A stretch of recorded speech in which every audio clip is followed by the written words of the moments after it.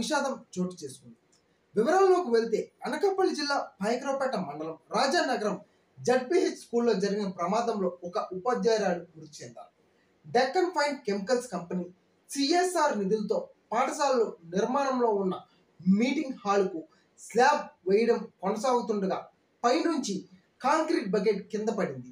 దీంతో అక్కడే ఉన్న స్కూల్ అసిస్టెంట్ ఇంగ్లీష్ టీచర్ జోష్నాబాయి తీవ్ర గాయాలు కాగా ఆమె ఘటనా స్థలంలోనే మృతి చెందారు.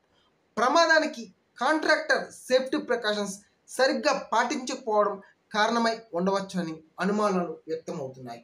ఈ ఘటనపై సమాచారం తెలిసిన వెంటనే హోంమంత్రి అధికారులతో మాట్లాడి విచారణకు ఆదేశించారు. టీచర్ కుటుంబానికి పూర్తిగా అండగా ఉంటామని హోంమంత్రి అనిత ఫోన్ ద్వారా కుటుంబ సభ్యులకి భరోసా ఇచ్చారు. అదే సమయంలో పైకరావుపేట పోలీసులు కేసు నమోదు చేసి ప్రమాదానికి గల కారణాలను దర్యాప్తు చేస్తున్నారు.